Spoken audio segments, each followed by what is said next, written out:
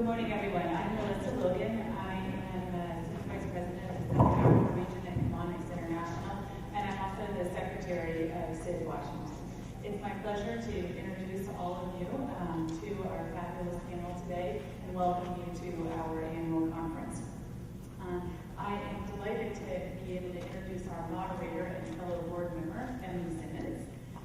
Emmy is, I think, well known to many of you as a food security expert. She served for nearly 30 years at USAID and currently serves on the board of directors of the Partnership to End Hunger and Poverty in Africa, and is currently co-chair of a new organization called Agree, which I think she'd be delighted to tell you a little bit more about. Emmy's going to introduce all of our panelists, and she will set the stage for today's discussion. As a reminder, today's discussion is off the record, and all the viewpoints that are expressed by the panelists are their personal viewpoints and do not necessarily represent the views of their organization. So, without further ado, let me please turn it over to Emmy. Thank you, Melissa. And thanks to all our panelists. This is a great panel. I hope we can get a few more people will drift in as we get going. The topic, the politics of food, famine, and food aid, was arrived at after much discussion about a broader range of topics about food and food security that could have been discussed today. But we decided with an hour and a half, we just couldn't cover the entire ground. So we assembled a panel that actually knows about the politics of food, particularly at the international level, and looking at the dimensions, particularly of famine, the case when political failures actually cause the lack of food, and the whole politics surrounding food aid. We have the global conversation, in my view, because Melissa said I've been working on this area for a long time. The global conversation on food and agriculture is much more animated today than it has been in decades. Andrew, when he came back to USAID in the beginning of the Bush administration, was a strong voice for sort of starting up that conversation. And since then, it has only gained in strength and articulateness. The G8, the G20, and a growing number of political leaders in developing countries are also beginning to address food security issues. I don't know how many of you were at the Chicago Council affair, 10 days ago, when President Obama was joined by dozens of people from both public and private sector here in the U.S. and from around the world to specifically address the questions of food security and agricultural development. These are clearly recognized now as important issues that need to be addressed for the future. And I'm pleased to have colleagues here who represent civil society. As civil society groups are increasingly exercising their political rights to have views on food and food issues. I've been, as Melissa said, I've joined a group in the United States called Agree, which is focusing on transforming food and ag policy here in the United States. And civil society's voice has been an important part of the Agree conversation. The labeling campaign, I don't know if any of you have heard about it, is being directed by one of my colleagues on Agree to gather signatures, to put political pressure on both the market and on the Food and Drug Administration, with the idea of making people more aware of potential issues associated with genetically modified food.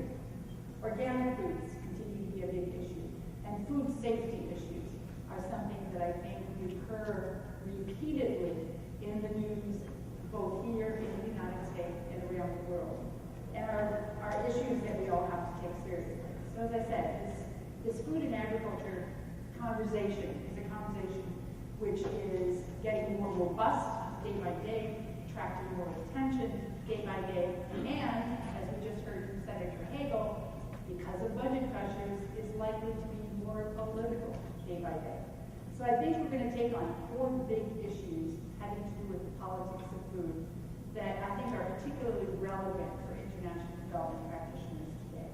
And the 4 are these: the 2008 global food price crisis and the political responses that crisis generated, both here in the U.S. and around the world; emerging political leadership in the developing world on food security and agriculture; noting that even at Camp David, what was it, 2 weekends ago, there were a number of representatives of African countries whose top priority is improving agricultural development and food security.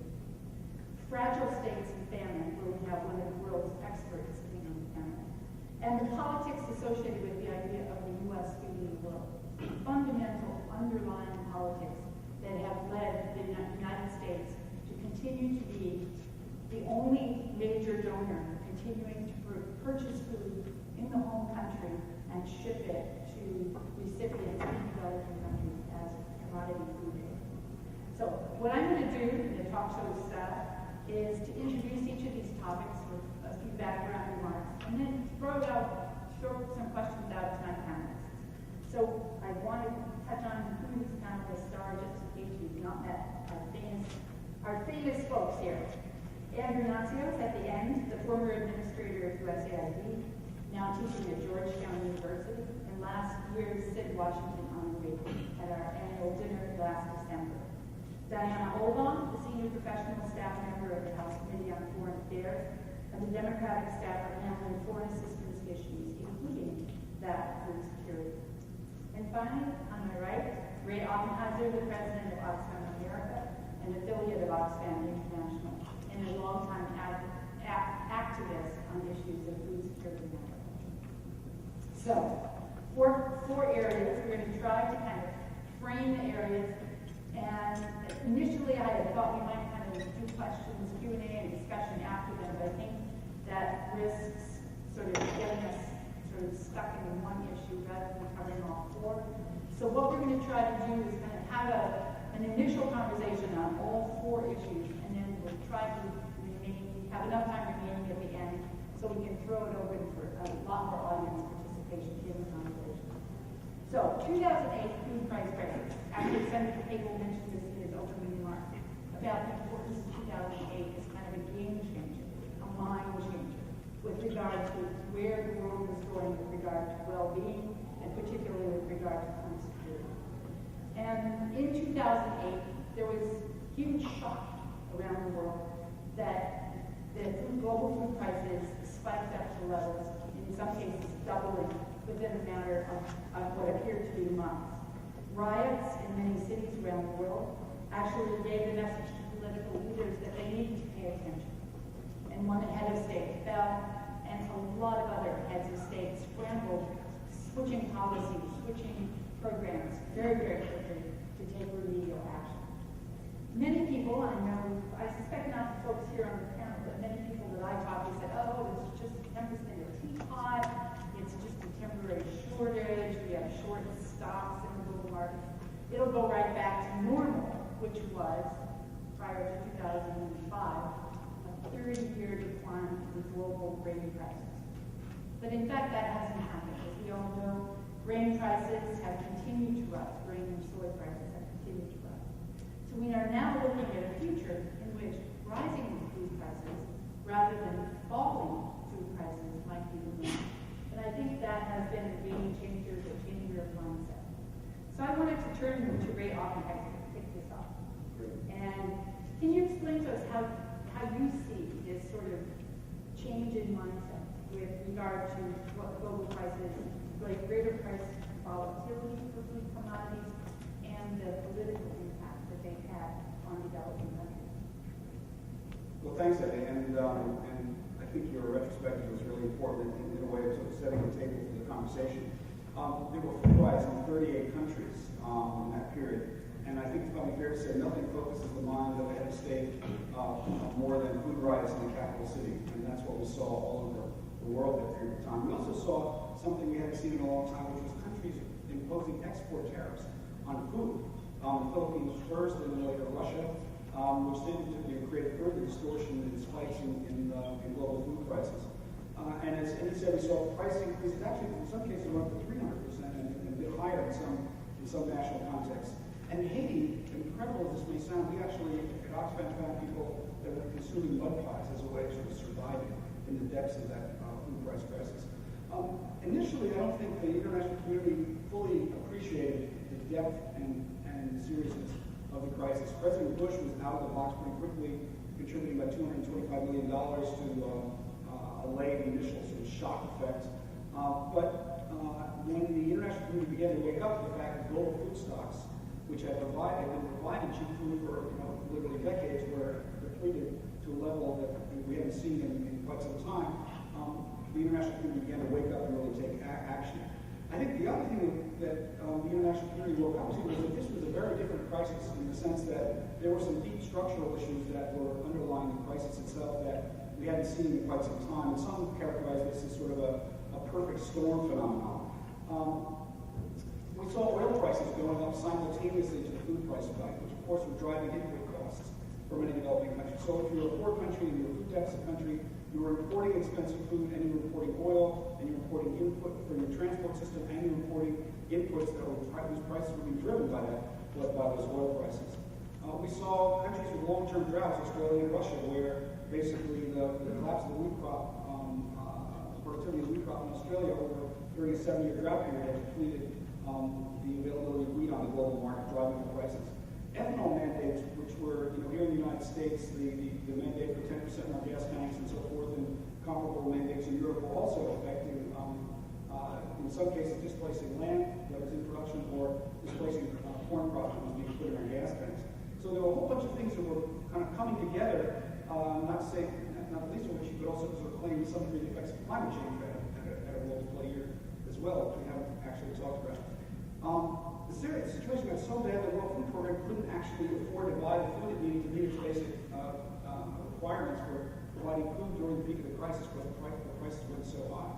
So what began to happen?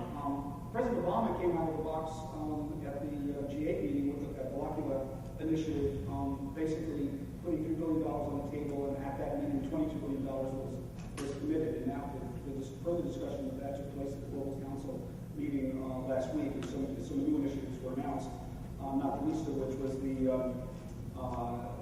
new Global Alliance on Food Security with private sector participation, which we can talk more about. But other nations contributed. The World Bank and the World Food Program stepped up and really tried to sort of sound the alarm on this issue, providing leadership. There was a summit in Rome in which countries from around the world were actually pulled together and encouraged to develop agricultural development plans. The African nations actually had, in many ways you could say, anticipated this to some degree. There was a meeting of Maputo in 2003 in which the whole question of the need to reinvest in agriculture was put on the table. And CADA flowed from that, and there was a commitment among African nations that they should begin to invest 10% of their national budgets in agriculture. Investments in agriculture over those decades, because food was so cheap for so long, had fallen to 1% and 2% in some cases in many African countries where, in some cases you had 75 and 80% of the population within the agricultural sector, which seems a bit paradoxical. But that began to shift in many of those countries. One of the, I think, the major realizations in many countries, and particularly some of the food deficit countries, was that the proposition that had become accepted in many parts of the world that the free market system and the global food system was going to provide cheap food indefinitely for a long period of time was not something they could rely on, and that they had to really think about food security at a national level, and that they had to rely on the international markets to meet some deficits, but that they had to really rebuild their agricultural systems themselves. Can I break in here, Ray? Because I think we're going to come back to that issue then about how African leaders have actually picked up the puzzles on this. But you mentioned the idea of the G8 and G20 responses in the Blockula initiative, and the new announcement of what's called the New Alliance for Food Security and Nutrition. And I wanted to bring Andrew into the conversation here. Andrew, are you hopeful that this new consensus, that this new kind of activism with regard to food security and agriculture is actually going to pay attention to the right things and get action quick enough? You want the real answer? Yeah, of course. I'm pleased that it's happened. I am not particularly hopeful because I think there are huge political impediments among the donor states not to make the changes needed, because agricultural subsidies have damaged food production in the third world, and we tried, as you know, I was there when Rob Portman was the leader of the delegation, to try to get an agreement on a worldwide free trading system. This is the Bush administration, which AID helped design the state, and Treasury, USDA, which we had to roll the USDA because they were opposed to it. But we did present it, and the Europeans had problems with it. there are powerful interests in the United States. I mean, I don't know if you know the history of this, but this whole government approach, I have never been very enthusiastic. There was an effort by USDA in the 70s to stop the Green Revolution. They helped the agricultural interest in the United States go to the U.S. Congress and they passed an infamous amendment to prohibit AID from helping other countries grow more food, because they argued then they won't buy our food, which is, by the way, nonsense. India and South Korea are two of our biggest agricultural markets, and we don't have aid programs in those countries. We have a little aid program left in India, but we certainly don't have one in Korea. They have their own aid program, and yet they buy our products. So that's nonsense. It's parochialism. And in Iraq, during Reconstruction, the USDA and the Department of Ministry of Agriculture in Australia stopped us from implementing $100 million agriculture program until they were sent out of the country, and the U.S. Embassy and AID were controlled, and the CPA was shut down. We could not run that program because they actually said to our staff offices, we do not want you growing more food in this country because then they won't buy U.S. and Australian wheat. So having USDA deeply involved in policy and this stuff is destructive. I might also add, the day I left AID, my staff at AID called and said, Andrew, you're teaching at Georgetown, I'll just tell you. The day you left, literally yesterday, USDA and USTR, Agriculture Department and U.S. Trade Bureau, went to OMB to get out of the president's budget the language that said 25% of Title II should be used for local purchase of food aid. And they were about to do it. I called the chief of staff, Josh Bolton, and said, Josh, the president doesn't know this is happening. He supports this. And he said, Andrew, I don't want to go and talk to the president. He's furious. And he ordered the language put back in because he's a big supporter of these reforms. So, interest groups haven't changed, even if the world has. Now, let me just add one little other political factor here. Let me just, the broad sweep of 20th century history. Most people do not know to what degree food insecurity has driven massive historical changes in the world. There was widespread hunger in Japan in the 1930s. One of the leading factors that drove Japanese imperialism was the fact they could not produce enough food to feed their own people. And they were stopped by Australia, Canada, and the U.S. from exporting their surplus populations before birth control existed by the immigration limitations. And we put tariffs to prevent imports of Japanese textiles, which is another way they could have dealt with their hunger issue. There's a famous book that was written in 1928 in Japan that said we have three choices. We can either export goods and buy food, which we can't do anymore because of the Depression. 2, we can export surplus population. We can't do that anymore. Or 3, we can develop an empire and use the empire to grow food to feed our people. There was widespread hunger. In fact, localized famine conditions in Japan in the 1930s. This does not justify Japanese expansionism and imperialism, but it does allow us to understand there was massive pressures on the Japanese government because people were hungry. There is going to be, later this year, a massive decline in the world economy. All of the indicators are showing the shipping. I'm Greek American, as you can tell by my name, and 20% of the world's shipping fleet, or maybe even more, is owned by Greeks. And my friends tell me in the industry that there's been a massive drop in the next 6 months in reservations for cargo ships. Which they can always tell when a recession's coming, a major recession. China's economy is massively slowing down, so is the European economy, and ours is now beginning to show the same. We haven't even recovered from the first recession. So what's going to happen when that happens in China? I am very worried about what the political reaction is going to be when China cannot economically, because even though people say they have a lot of money in their sovereign wealth funds, they have massive debts in their parastatals and in their local governments, which are not factored into these international analyses of the Chinese economy. I think we could see a situation where prolonged, severe recession leads to aggression by major powers that cannot feed their own people. Not right now, 5, 10 years from now. So I think that we need to try to build a worldwide coalition to overcome the parochial interest group opposition to changing the policies in the world in terms of free trade, in terms of eliminating these ethanol subsidies, which, by the way, are not helping global warming. Science magazine is now said this is nonsense, we shouldn't have done this in the first place. The environmental movement made a major mistake in pushing this because they didn't look at the science of it. And I think the other thing we need to do is we need to look at the free trade system in the southern countries.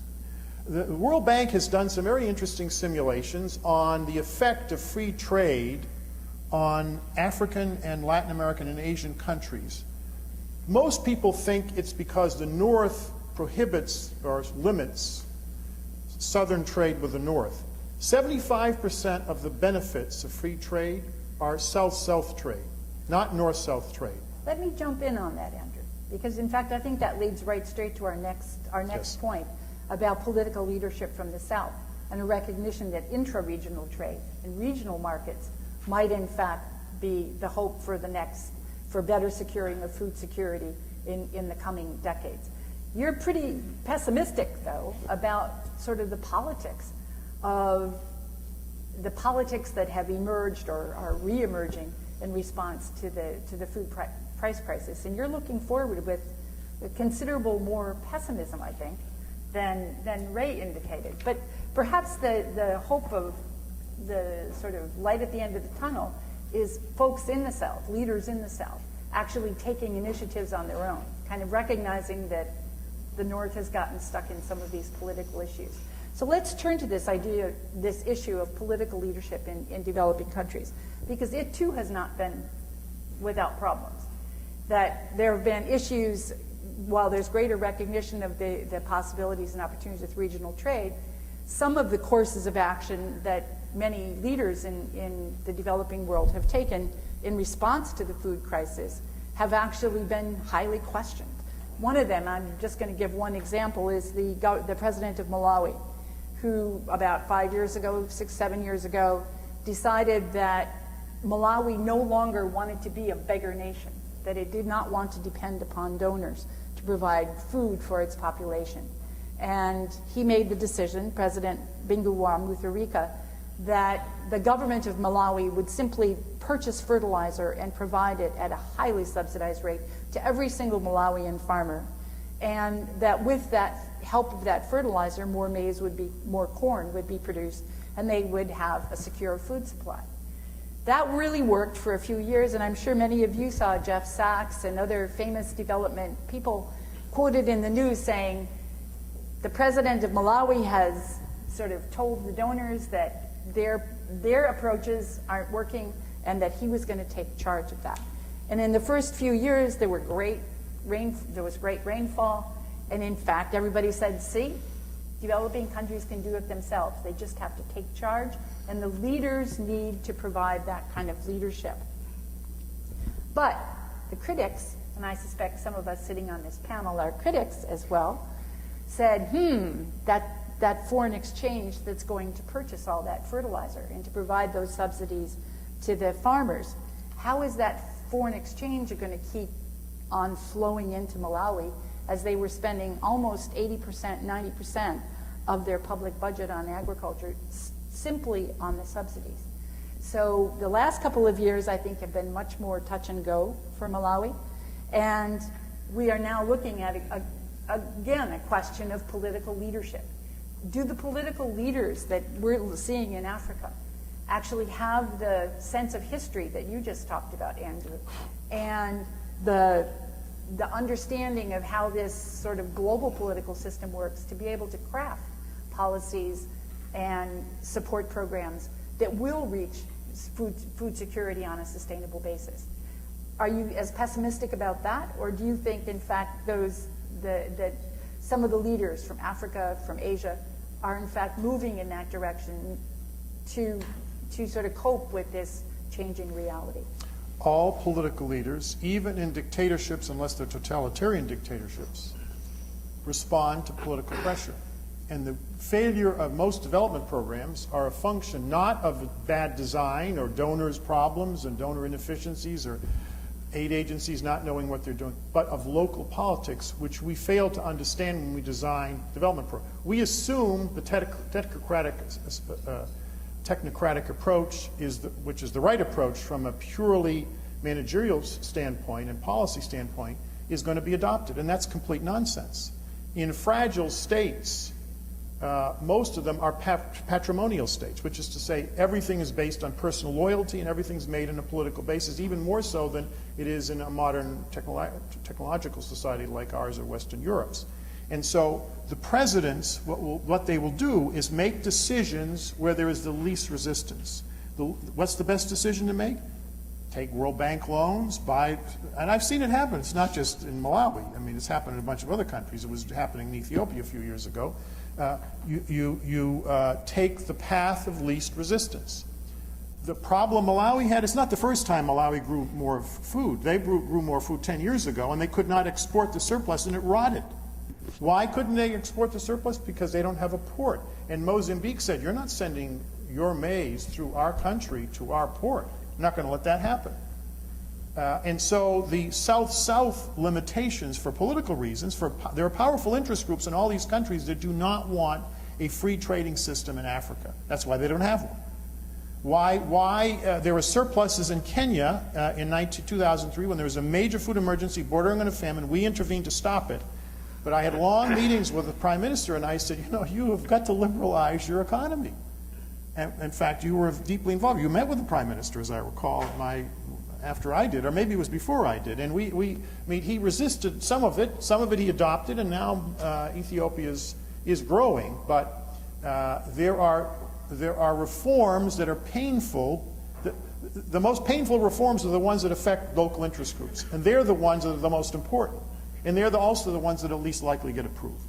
And so the political reality of this is that there are reasons why democracies and even authoritarian states don't want to destabilize their systems politically by doing the things that will result in growth over the long term. So they choose the short term, agricultural subsidies, for example, here, or agricultural fertilizer subsidies in Malawi, rather than the longer term changes that are necessary, that may be painful, but which they don't adopt because of interest group opposition. Ray, let me turn to you on that. What's your view? Because you've worked and looked at the Ethiopian situation that Andrew mentioned. Well, let me just pick up on a couple of things that Andrew said, which I really agree with him on the issue of trying to promote intra-regional trade in places like Africa. I mean, other crazy examples you see is Mali is, for example, for years produced abundant cattle, but they export it to France rather than to Senegal because of the transport costs and the fact that the cattle are losing weight because the infrastructure to get from one place to the other and the costs and the regional tariffs make it prohibitive. So I think that there's a really strong argument for particularly our aid systems to have much more actually of a regional focus to promote this kind of regional integration and regional trade work. Maybe just thinking a little bit more. Taking a little bit of a historical perspective, then maybe moving to the present, focusing a bit on Ethiopia. One of the things I think that we also have to be mindful of is that when we actually encouraged, and this is where, to some degree, maybe we in the United States and the World Bank and others have some responsibility for encouraging countries to take certain actions. There was a real decrease in investment in the agricultural sector over some 3 decades. And it had, because we basically were saying there is abundant food in the international market, you don't need to necessarily make large investments in that sector. Even though AID in the 60s and 70s and the Green Revolution period was actually heavily invested in the agricultural sector and made major contributions to building agricultural institutions in agricultural extension, research, credit, all kinds of different areas. Over time, the divestment in the sector diminished the capacity of these institutions, and in many countries they disappeared. Taking the Ethiopia case, a really interesting case currently, the Melis is really one of the leaders in Africa, I think, in focusing on rebuilding the agricultural sector, rebuilding its institutions. Interestingly, in Ethiopia, they did not dismantle the agricultural extension system. They have 47,000 agricultural extension workers, and he's now got some funding from the Gates Foundation and others to actually revitalize the ag extension system. They kept investing in their agricultural university and the National Agricultural Research System, and now with more donor money, that's actually being, again, also revitalized and linked into their ag extension system. He's done something very interesting with the encouragement of the Gates Foundation. He's set up a national agricultural transformation unit that actually the Gates Foundation is funding, and that actually is under the direct command of the Prime Minister. When basically what he's trying to do is coordinate agricultural policy and the implementation of the national plan on a national level. He's negotiated with the Chinese for building roads and highways, not only to link various regions of Ethiopia, but also to actually link Ethiopia with neighboring countries where they're actually importing food. They've negotiated with private sector firms like Starbucks to strengthen the quality of the export of their coffee products into the international market, which has actually had a very positive salutary impact on the incomes of coffee growers in the country. And they've experimented. They have a social safety net program that Andrew knows a great deal about, where they've actually tried to link that to building community assets for water retention and irrigation and other things, so that not only are they feeding people or is it food for work, but they're also using the food for work to actually build more durable assets that can actually increase and sustain productivity over time. Can I jump in here, though, and bring Diana into this conversation? Because you're describing a picture of a leader, an African leader that is seriously making an effort to build food security, to build the kind of institutions, take perhaps a slightly longer-term perspective, although I bet Andrew's brain, it's going neo-patrimonial, but anyhow, because that is in fact what happened in Ethiopia. All of those big farms that are being given, they're being given to party operatives. There's no effort to objectively give to good farmers and commercial agriculture people. The World Bank privately is telling me it's a patronage, the patronage abuse involved in the privatization of these agricultural farms is terrible. Nevertheless, the government has indeed brought in a number of partners, development partners, NGO partners, and is demonstrating the kind of, quote, country ownership that everyone has endorsed as kind of a rationale for moving ahead with development assistance. So I wanted to bring Diana into the conversation on this and ask her, when you hear these kinds of stories, does this understanding of what African leaders are trying to do kind of affect the reception of requests for foreign assistance, for example, or Feed the Future on the Hill? Are you hearing a recognition of at least some of these attempts to provide new leadership on food and ag? Thanks, Emmy.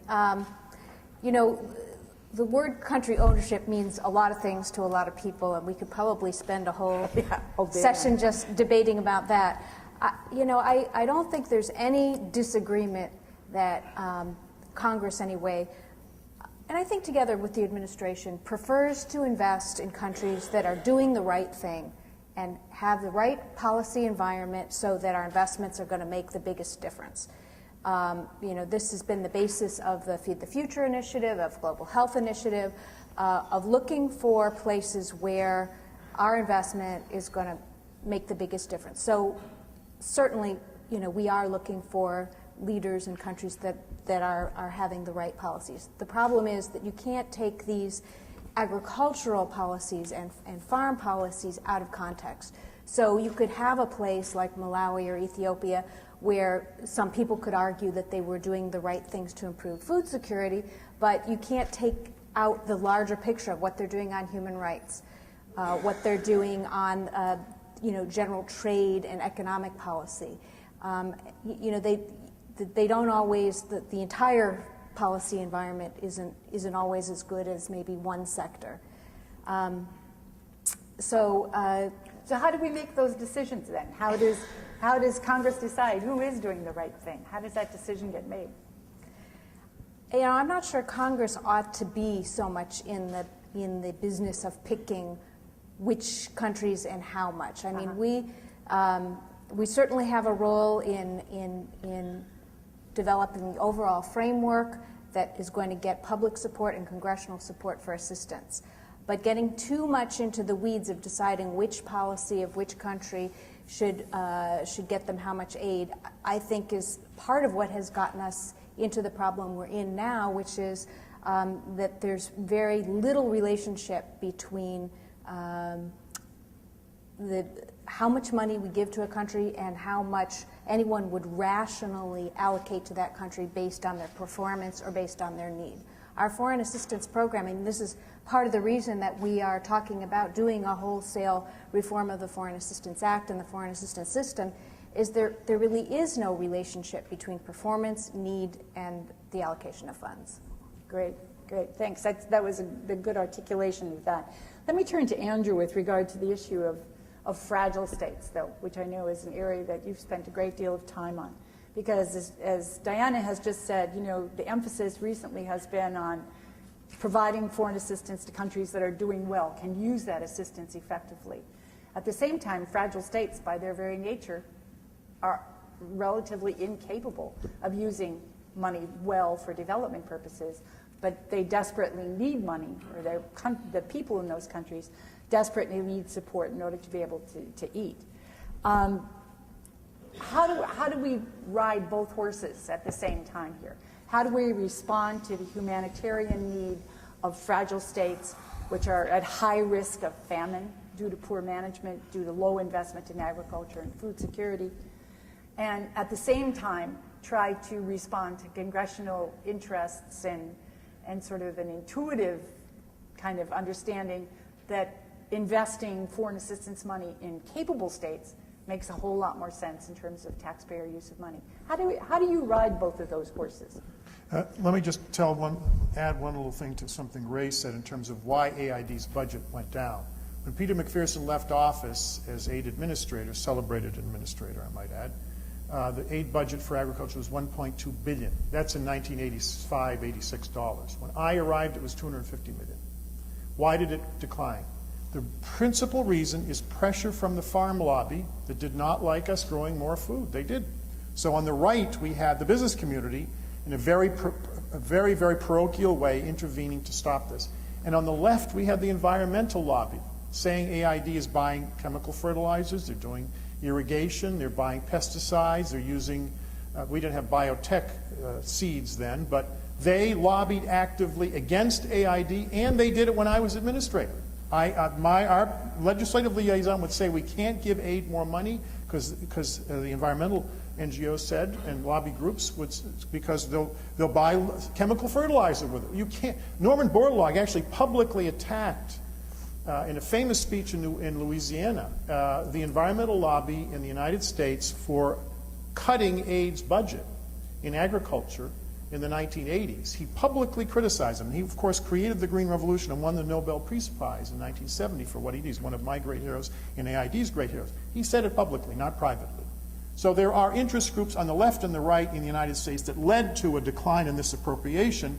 And the only way we've overcome that is because I think the food crisis was so massive, it just overcame the opposition. Now, I wrote an article with one of my research assistants called The Coming Food Coups. It was published in the Washington Quarterly, I think in late 2009. And then I rewrote it and upgraded it 3 months ago in the Foreign Service Journal, which is the journal of the Foreign Service Officers Association. I renamed it How to Stop the Coming Food Revolutions or something like that, or Heading Off the Coming Food Revolution. We did a correlation of the riots and the food insecurity with the rise in food prices and in other words, the relationship between food insecurity and fragile states. And what's very interesting is 70 or 80% of the food insecure countries that were most affected were also fragile states that had the least capacity to absorb money. And that's a problem. The places that we want to invest the money are not the ones that are destabilizing because of food insecurity. So we've got an issue over absorptive capacity and infrastructure and the ability of the government in these countries to actually get anything done. And the need for the money. The money should be targeted on a need basis, in my view, because of the very severe political consequences in these societies if you let the prices increase without any response. Now, we did do an analysis which showed that the speed and the steepness of price increases were directly related to the level of political instability. In other words, the faster the food prices go up and the steeper the rise over a short period of time, the greater the risk of political upheaval. During the Great Sahelian Famine of the 1970s, it affected 13 countries in North Africa, including Ethiopia. 11 had coups d'etats. 11 had coups d'etats. including Haile Selassie, who was overthrown as a result, and Mengistu's eventually took over as a result of that. So there is something we need to do. I'm not sure that the way in which we're thinking about this in the international system is the right approach. We need long-term solutions, but we need also some ways of intervening in markets when these prices get out of whack over very short periods of time.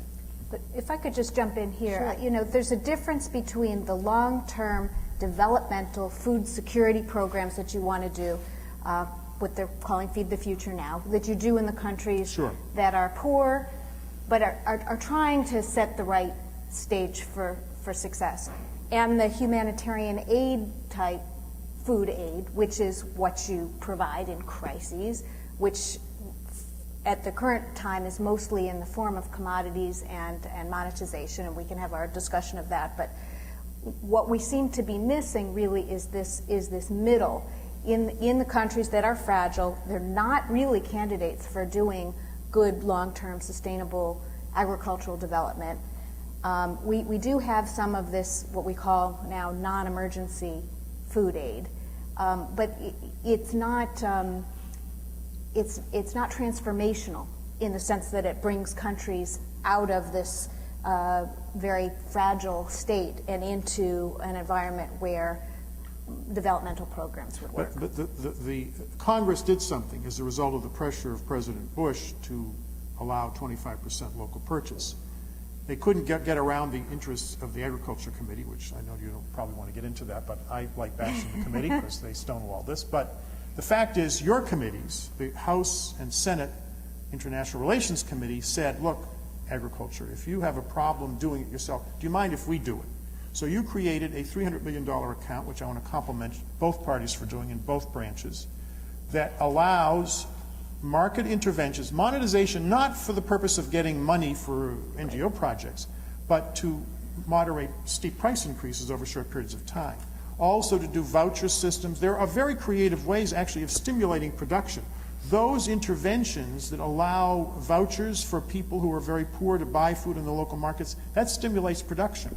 So in fact, that we do have your account, that $300 million account, is a middle way of linking the emergency food aid, which we still need some of, with longer term development. And I think AID is doing some creative things in the Food for Peace and OFDA offices in this, which I am hopeful about in terms of some things we can do. But it's $300 million is not going to feed the whole world in an emergency.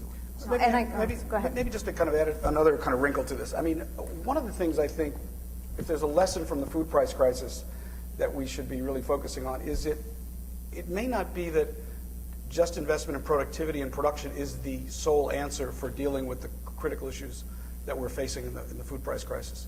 Because volatility, if we're learning anything about volatility in the current market, it's being driven certainly by the depletion of stocks, and we've got to replenish stocks. The World Bank estimates it's going to take us 10 years to replenish stocks. But there's some other factors that are at play here that we've got to think about perhaps dismantling or addressing as well. The ethanol question or the biofuels question and the impact on food prices.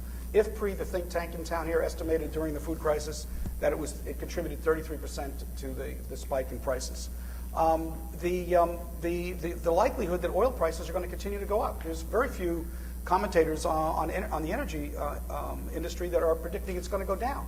So if that's a price driver that's going to contribute to volatility, we need to be thinking about the impacts of energy and energy costs on food prices. Changing consumption patterns in India and China, where Indian and Chinese middle class are eating up the food chain, and that's a trend that's only going to continue and it further exacerbate volatility in the global markets. Climate change, the impacts of climate change on major agricultural economies. Australia was a perfect case where you're seeing weather-induced effects on its wheat. Some of these things we can actually deal with, but they're not going to be dealt with through aid programs. They're going to have to be dealt with through addressing the questions through larger other kinds of structural interventions. And the final one, which is a really fascinating one, and it would have to be probably dealt with through perhaps the Finance Committee in the Congress, is the question of food commodity speculation, investor speculation. Something we haven't talked about at all, but actually in a plenary session at the World Bank meetings about a year or so ago,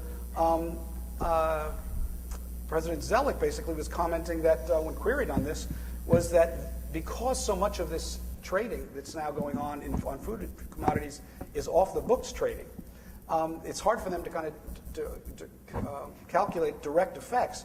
But he would go so far as to say there is certainly a boost effect. And then the IMF, in its subsequent spring meetings, actually had a whole day session on this question of food price volatility, in which they were deeply concerned about it. And you don't see the IMF actually convening meetings on food security very often.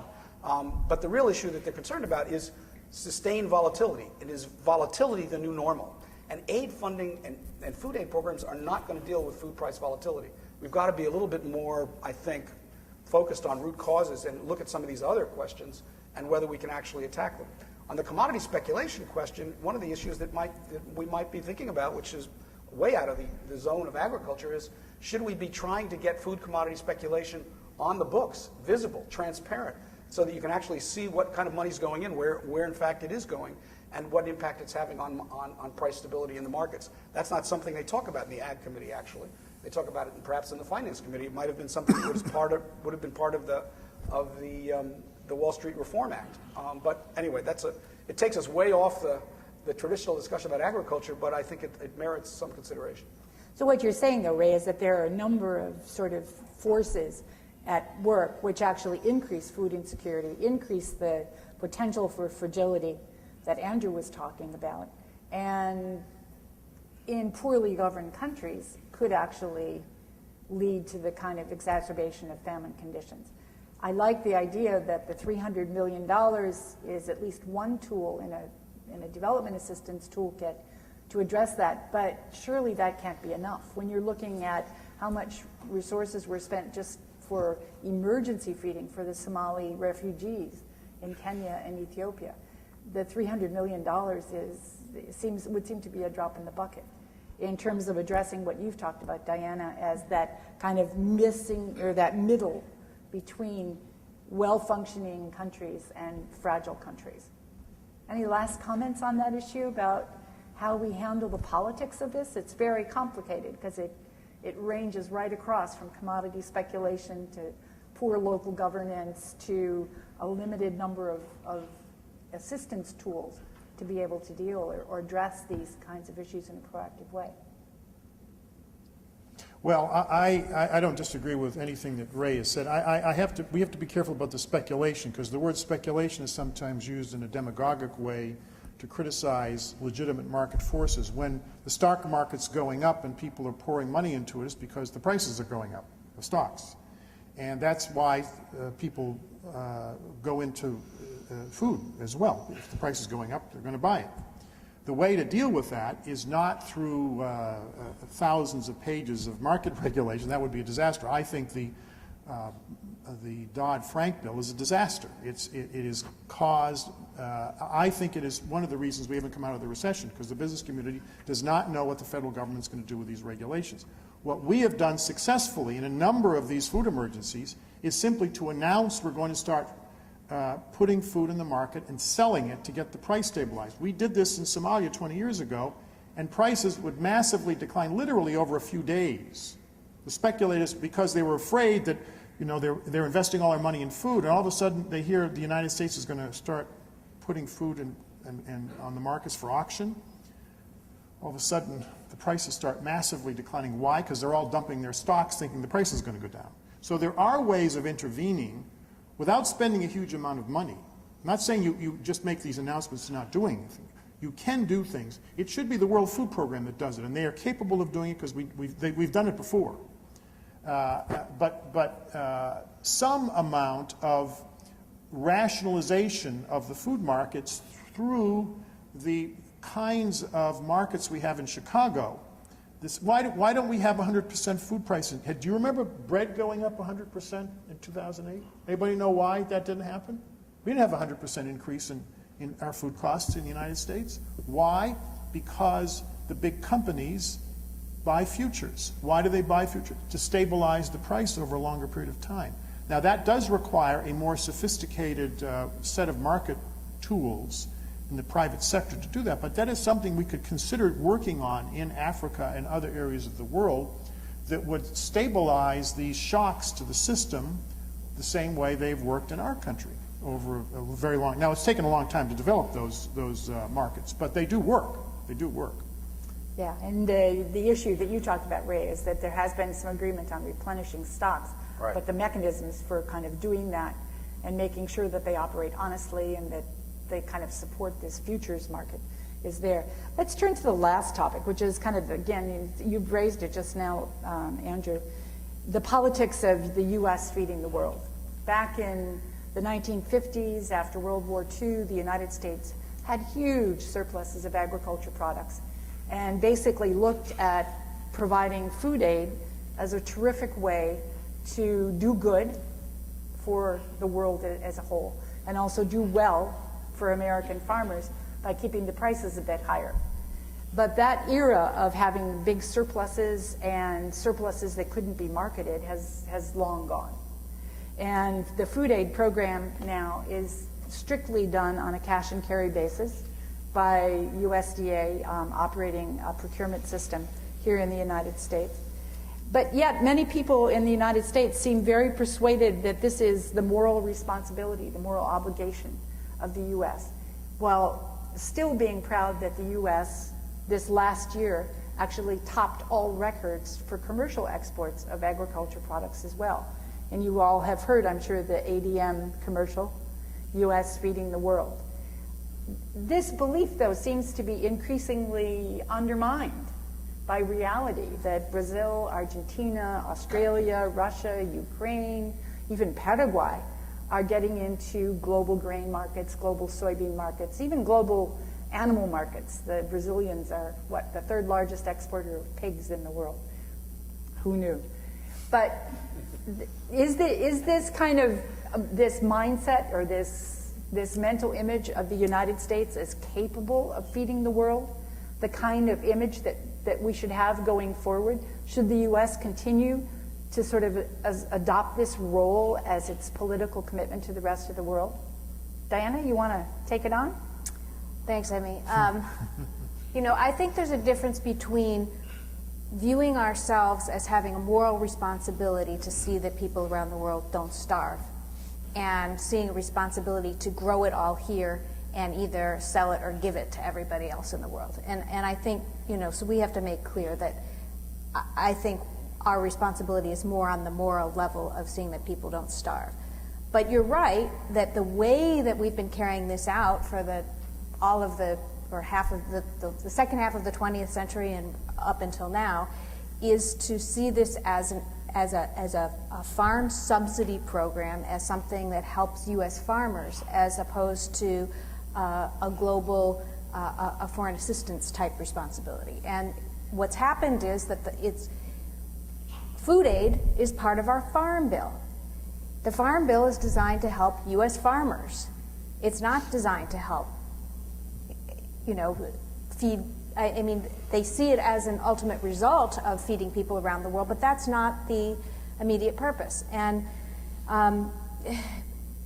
for many, many years, we sold foreign assistance, which has never been a popular program, on the basis that it helps Americans directly, immediately, by how many people are employed by it, by how many farmers and shippers benefit by it. And Andrew, you both probably remember, we would go around trying to convince members of Congress to support foreign aid by showing them a map of their district and how many contracts came back to them, how many jobs in their own state, how much trade in their own state was directly related to foreign assistance. The problem is that we have to convert to having people see that in a longer term focus, so that it's not about how many contracts they get in their state. It's about helping America over the long term by creating markets and partners for ourselves. And that's a longer term perspective. So that means that this link of having our food aid program being a primary way of supporting American jobs is probably not the best way to assure that people around the world don't go hungry. But breaking that link is very, very hard. And the NGOs, the businesses that benefit by it, have an investment in the current system. To be fair to them, everyone is concerned that if you take it out of the Farm Bill, if you take it out of our agricultural policy, that support for it evaporates, that people don't like foreign aid, that once you disconnect it from the domestic interests, there won't be any support for it. And I agree, that's a real risk, especially in this environment when everything is all about short-term jobs. Right. Yeah, I'd like to come in and maybe just reframe the whole question a bit and maybe pick up on Diana's point of taking the longer view on what the larger challenges of global food security over the next 20 or 30 years. In 2050, we're going to be a world with 9 billion people, and we're going to have to feed those 9 billion people. And the question is, how are we going to do it? We're taking 1 million acres of land out of production every year globally. There's limited arable land on the global surface. Water is a real constraint. Climate change, whether you believe it or not, is having impacts in various parts of the world and undermining productivity. So we're faced with a productivity challenge. The estimates are we're going to have to increase our overall production by 70% to meet that 2050 challenge. I end up thinking that, to some degree, we ought to be looking in the United States, if you believe what Andrew's saying about the potential for conflict around food issues, and I tend to agree with him on that. I think it can be a real destabilizing factor in different parts of the world on a regional basis and potentially even on a global basis, depending on how serious the crisis becomes. Shouldn't we be thinking of this as a national security question? Shouldn't we be taking the longer view? Shouldn't we be asking ourselves whether the global food system is actually functioning well or not? I would argue currently that if we've learned anything from the 2008 crisis, it's that the global food system is broken, and there are some very fundamental flaws in it that have to be addressed on a very profound level. There is no institutional body on a global level that's charged with worrying about the integrity of the global food system. And the kind of institutional remedies that Andrew's talking about might be great at the national level, but comprehensively, we're living in an integrated, globalized world now, like it or not, in which we need a globalized food system that works for everybody. And how do we construct that? And is that a question for the Ag Committee, or is that a question for the Foreign Relations Committee? And for now, food aid, I think food aid is going to be needed for emergency and humanitarian response for years to come. I think there's also an opportunity for the United States and for agricultural producers in rethinking its positioning in a global food system that works for the global economy. I don't think the United States producers will ever lose out in that kind of a deal. The reality now is the food aid system, and as it's currently construed or organized, only actually represents less than 1% or 1.2% of overall American agricultural production in any 1 year. I don't think that's kind of a game changer for American agricultural producers. At times I can't figure out why the fight is so ferocious on this issue in Congress anyway, other than that it's just one more subsidy that the Farm Bureau is enjoying as part of the overall deal that it gets from the Ag Committee. But anyway, I just think the larger issue is, what's the global food system from here to 2050 going to look like? Are we dealing with the fundamental, the drivers of volatility, and are we going to wrestle those to the ground? And how do we deal with this as perhaps a global and national security issue, as opposed to a self-interested ag sector issue coming out of the Ag Committee? Andrew, you're in the enviable position of last speaker on this topic. My own view is that we have the institutions in place now to do some of this work. And we have one, the FAO, probably the most dysfunctional of all the UN agencies. So creating another international organization to do this, frankly, if creating institutions are going to solve this, then why isn't the FAO? Why don't we just abolish the FAO and create something new, which, by the way, we've tried to do. Might not be a bad idea. Yes. We're probably all agreeing with that. Right. But the most functional of all UN agencies by far is WFP, maybe UNICEF just behind it. I think we should expand WFP's mandate, myself, to do some of this work, and the last executive director, Josette Sheeran, actually began to work in terms of the effect of the purchases that WFP was making on the markets to try to build markets in the third world. So she began this whole idea of connecting agricultural production for food aid purposes with the mandate of her agency. So I think we should sort of amend some institutions that exist now to give them a clearer mandate. However, we should avoid the notion of some worldwide planning agency building the world food system, because it'll get screwed up if we do that. The market works actually remarkably well. It simply needs some changes here and there, and the changes are to get the governments who are doing bad things stop doing them.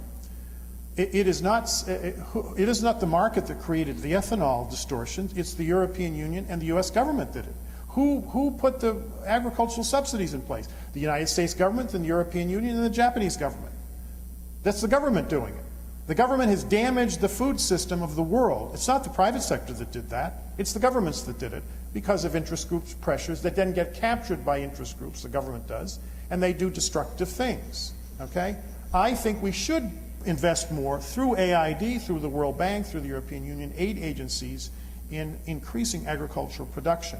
We certainly should cooperate more on it, but if we could only get the governments to stop doing destructive things, we could actually do a lot to improve the system. All right, last word. Part of the solution, of course, that the G8 would say is that with this new public-private alliance called, New Alliance for Food Security and Nutrition, we should be able to take on some of these systemic issues that you guys have just referred to. Let's open up the conversation to the floor. I'm sure several of you have reactions or ideas that you want to throw out. Back there. Introduce yourself, please.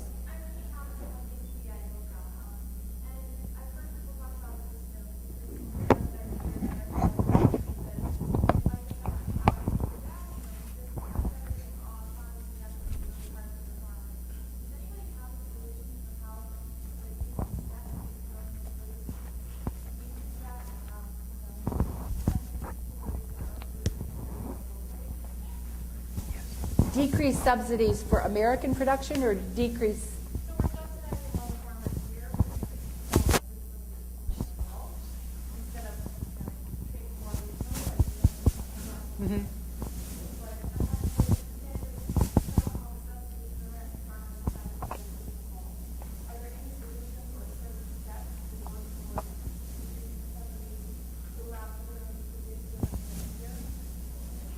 Okay.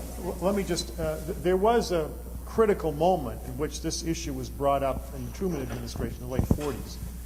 And the two choices were, I think the president chose the wrong, make the easier decision, but it was the wrong decision, which was you can either subsidize the production or simply give a subsidy to the farm families themselves, apart from production. In other words, it's sort of an income supplement to stabilize farm income, instead of subsidizing production. And if we had done that to families, we wouldn't have these effects on the market, okay? And we could shift the system, but it would cause huge problems because a lot of the companies that are getting subsidies are very powerful, very big companies in the Midwest, and they are very resistant to these changes. Anytime an interest group gets a subsidy in a democracy, it's almost impossible, unless there's a crisis, change. It would require presidential leadership on a really intrusive scale to change the dynamics.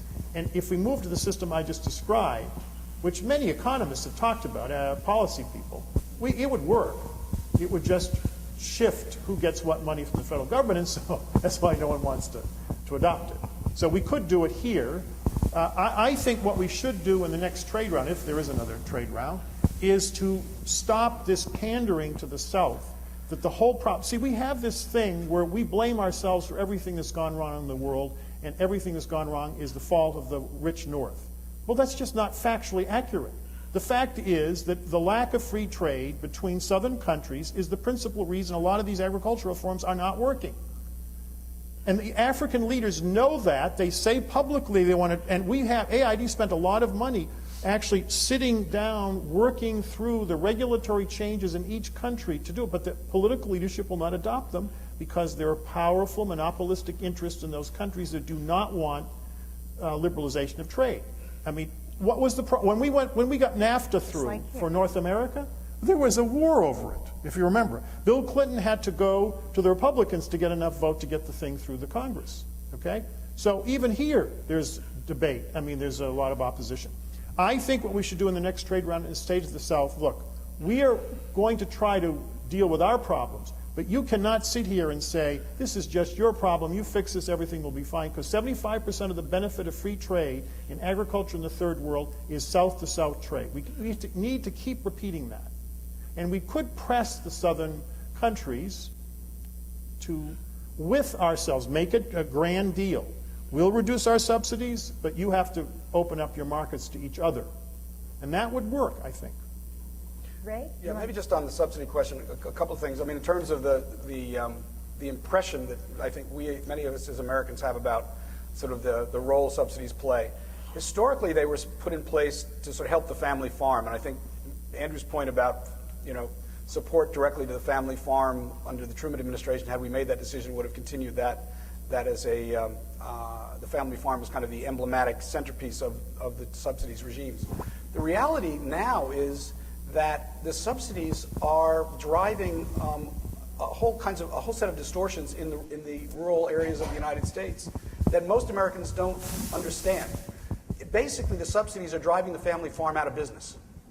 They're being, if you take a particular commodities, you'll find out that the large chunk of those subsidies are going to a very small percentage of the overall number of producers. And then what the effect of that it's having is driving up land prices in areas, increasing the taxes on the family farm. The family farm then is stressed out, and multiple members of the family farm are having to take jobs off the farm. And then ultimately they sell the farm because they can't pay the taxes, and then it's bought up by a large landowner. So you're getting expansion of units, and you're getting more industrialization of the rural landscape in the United States, and it's killing the family farm. So actually, when the last Farm Bill was up, and Oxfam and a number of other organizations actually tried to tell this story in rural areas, and also tell the story of how the subsidies were not only hurting the American family farmer, but hurting family farmers overseas, and we brought African farmers and traveled them all over escorted them all over the Midwest. There were editorials. We had 350 papers in the United States that wrote editorials in favor of subsidy reform in just every conceivable congressional district. And despite that, we got the closest vote ever for reform of the system. But because of the special interests that drive this issue, we couldn't push it over the top. Now we're faced with this Farm Bill debate. It's interesting. We do have a crisis.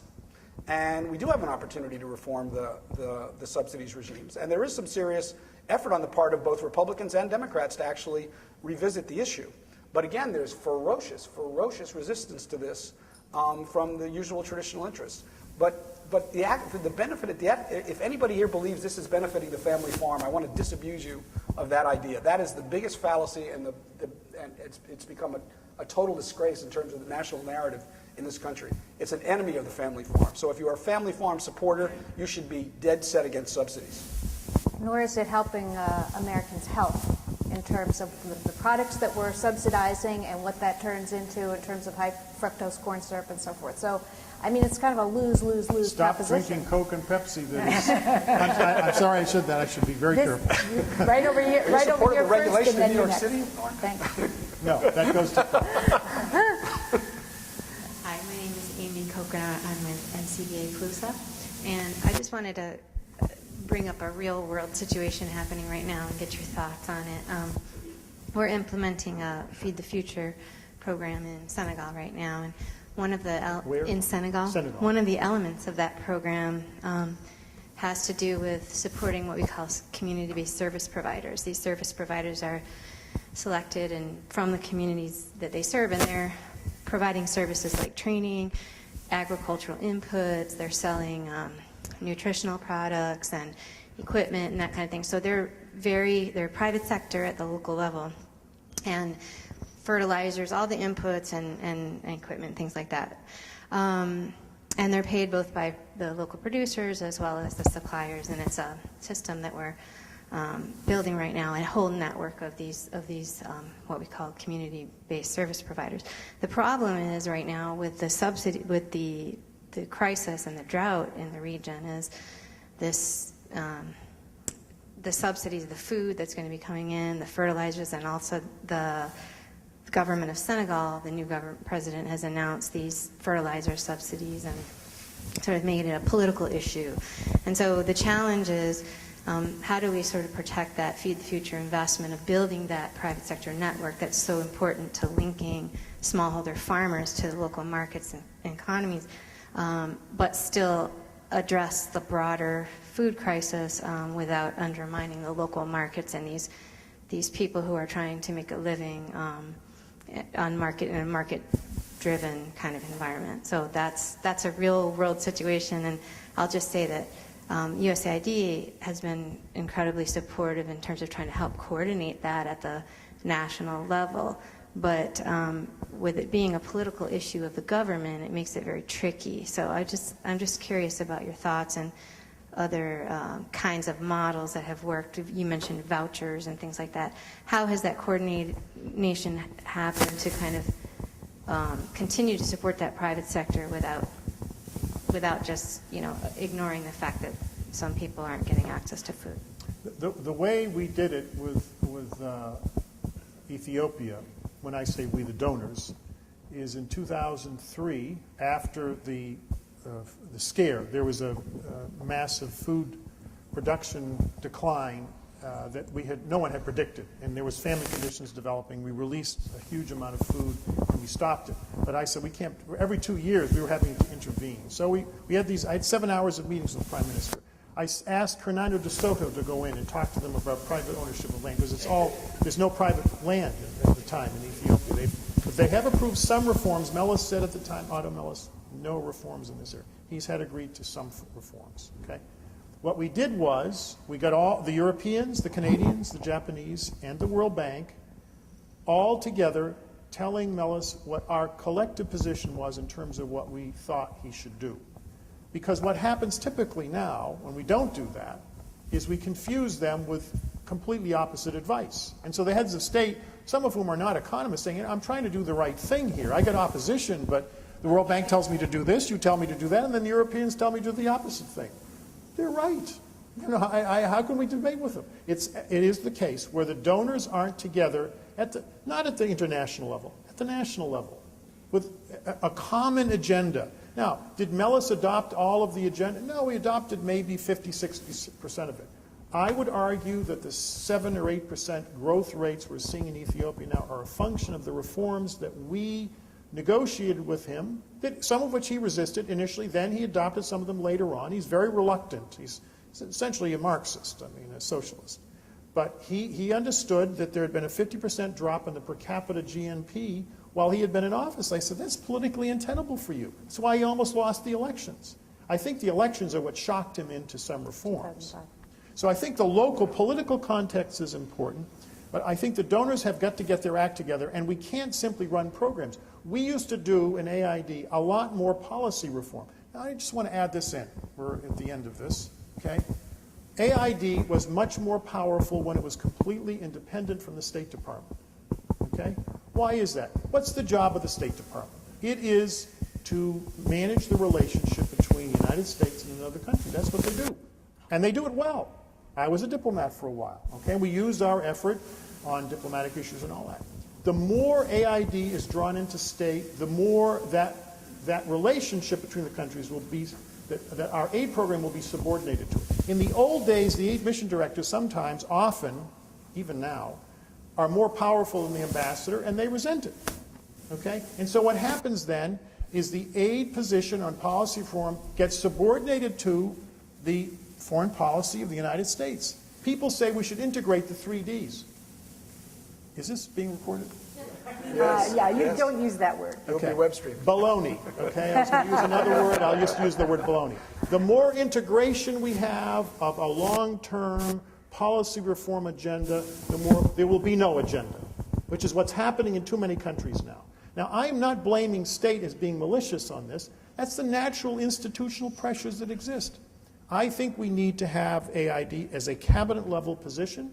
I think, and when we go back to the AID from the mid-1950s, AID existed before Jack Kennedy. Actually, it was 3 separate agencies. They simply merged them. So from 55 to about 75, that was the peak of AID's power. We had a lot more to do with the success of South Korea and of Taiwan and some of the Asia giants than anyone realized. It's lost in history now. There are a few people in the city now trying to reconstruct it because people think the World Bank did this. That's baloney. You know who did most of the implementation of the Green Revolution? It was AID. Dr. Borlaug told me privately. I said, who did it? Who implemented your vision? He said, AID did.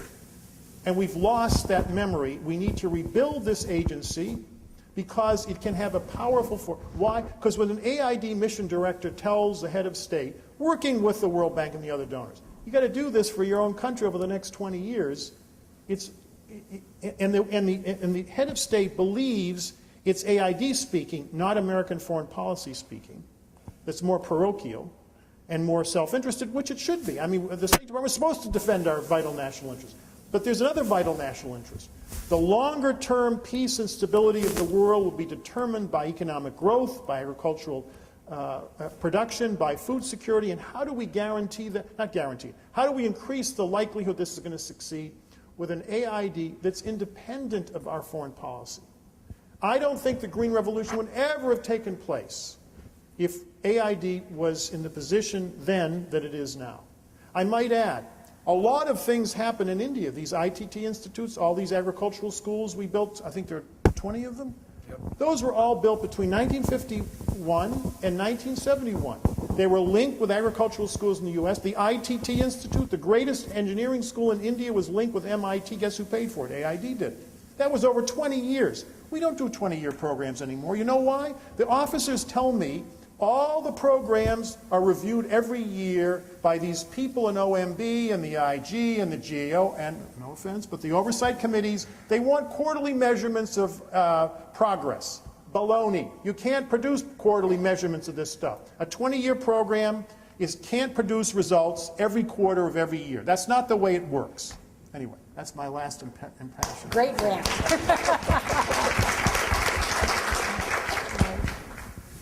Good morning.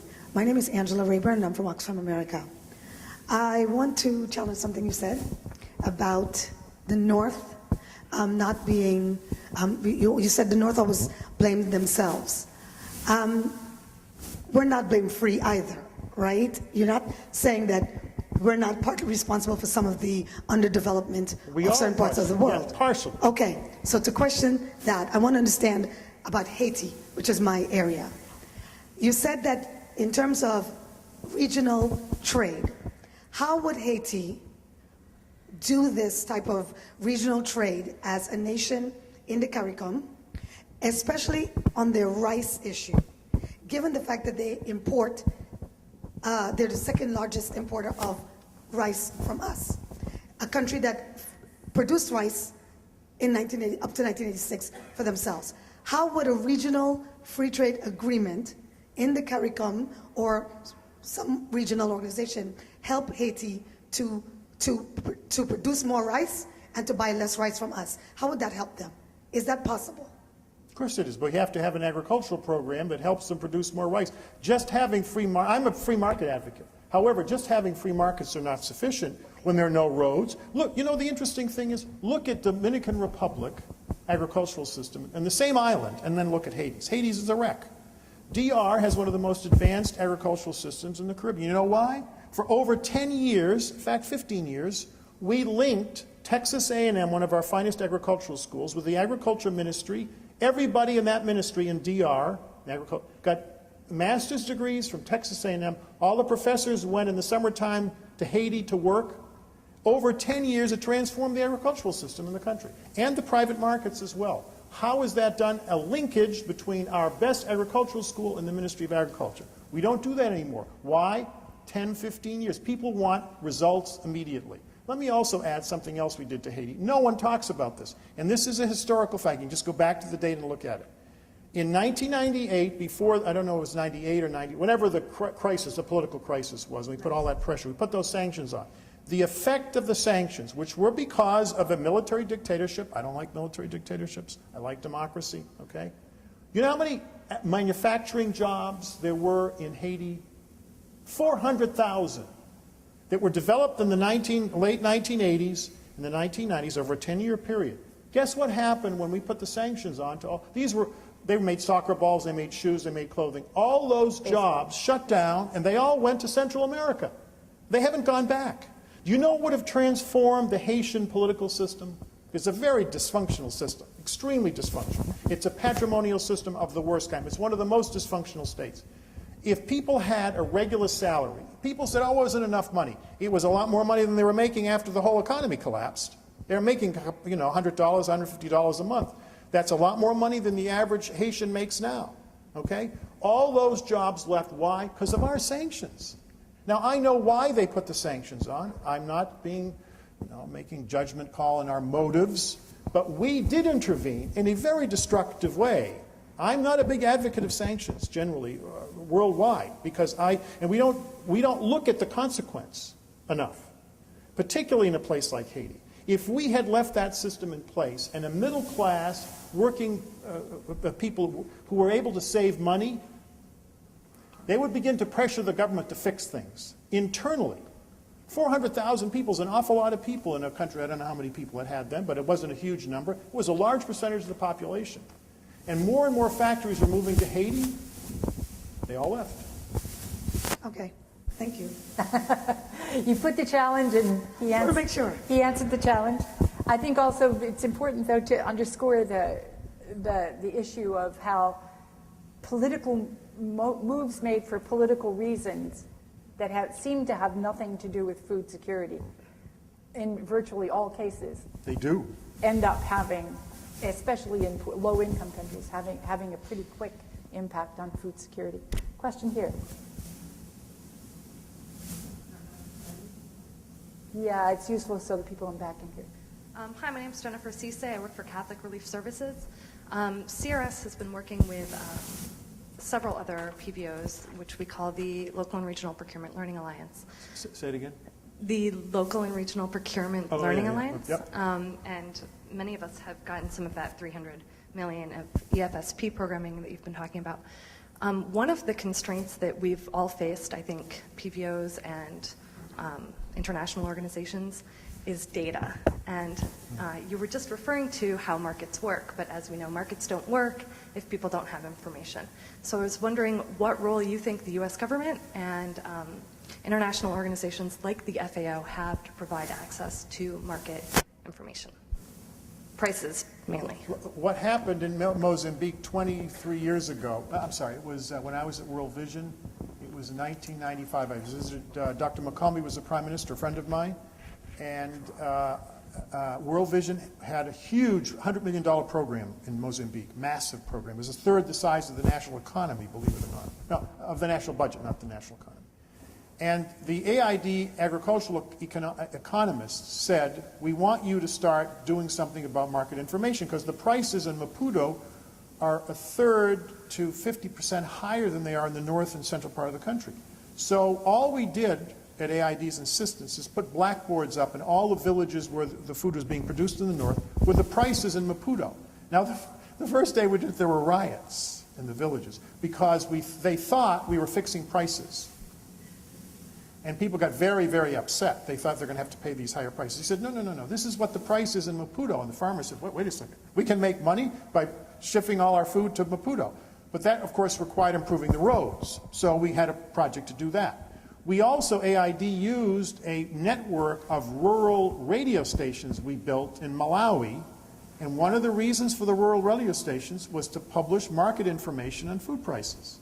So farmers could begin to rationalize the markets. You know, if you see massive disparities in prices between one region of the country and another, it means the markets are not functioning rationally. Why? They're very inefficient because they don't have enough information. So we have done this in a number of countries. But it's small. Why is it small? You know why? Because people don't want us spending money in markets. They don't want money in agriculture. I mean, when I was there in the 1990s, the agriculture budgets were being decimated in AID. But mobile phone technology has the capacity for, really making a big difference on this. And I know that USAID has been investing in some various projects, and I think at this point they're mostly still in the pilot stage, but to be able for people to use their mobile phones to get price information. And presumably at some point there will be an app that anyone in the country can have access to. There is. All right, there we go.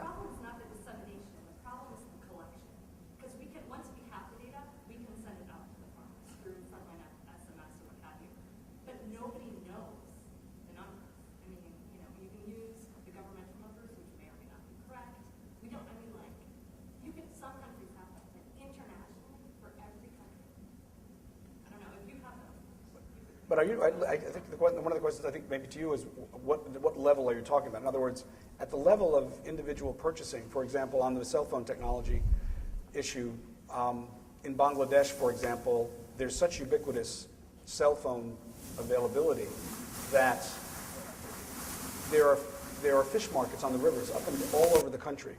And literally people are phoning prices between those different markets, every morning at 5 a.m. And everybody knows what a carp costs. I mean, so that's one level of market information where people, semi-literate people are using cell phones to move information in the domestic markets. And so that can be a solution, and it can also be one that is implemented by NGOs and even with private sector support. I guess what I'm wondering, are you asking a different question about aggregated information for other purposes, which is a different question?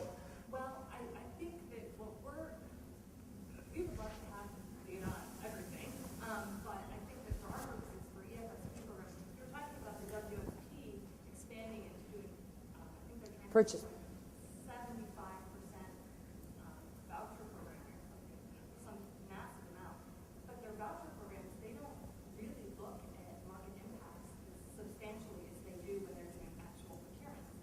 So we need information about national data to see whether it corresponds with international data, and within the country to see whether two markets have the same price, to see whether markets are integrated, to know whether we can do a voucher program, whether we can do a distribution program. So I think that there are impacts for farmers to have market information.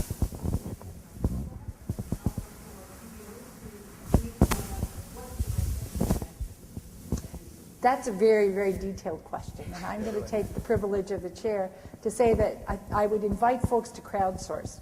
Raise your hand, because in fact I know of some sources of information. I know some of the questions that you're asking. There is the issue, of course, and Andrew's referred to M&E, a great deal of pressure on sort of quarterly reporting and instant measurement of results, even if they didn't quite occur yet. And there is a lot of interest in how to do this and how to use the new technologies, particularly of IT, to be able to facilitate this.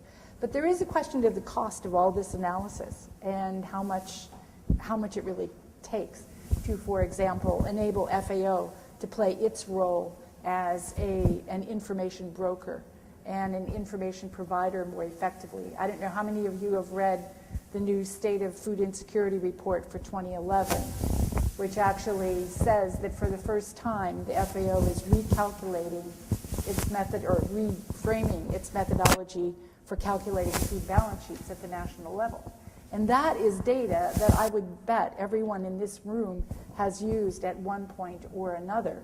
And yet, it is constantly criticized as being of poor quality, and yet no one was willing to give the FAO any money to improve it until actually the Gates Foundation did. But anyhow, that is now in process, and I think it's addressing, in this day of instant communication, in this day of vast amounts of information, what many people call the era of big data. It seems amazing that the technologies for doing apps on big data to really capture information in developing countries about market flows, about agriculture, about where the fertilizer is, how much it costs, etc., aren't yet quite there. But my view, I've been around almost as long as Andrew, actually longer. Longer. And I understand where his pessimistic outlook on sort of whether, in fact, the political decisions which are going to actually result in moving ahead on issues of food security, reducing famine. I understand where he's coming from on those, but I'm actually a little bit more, I think, on Ray's side, with saying that there are some indications out there that people are changing things, reframing questions, making new alliances, rethinking the partnerships. It made me sad to hear the story from Senegal, because that story is 40 years old. And, you know, but that sort of thing needs to be addressed. I do appreciate the fact that all of our panelists came with enormous background, enormous depth of information, and depth of experience, and have been gracious in sharing that with us on a very direct basis. I want to thank them personally for participating in this. Thank you all for your questions and attention. And then I want to turn the microphone over to Melissa to finish up the session. Thank you, Emmy. I didn't want to end this session without giving a huge thank you to Emmy, who organized a very, very thoughtful panel covering a variety of different topics and allowing excuse me, allowing our speakers to share their experience and wisdom with us. So please join me in thanking our panelists and thanking Emmy for a fabulous job.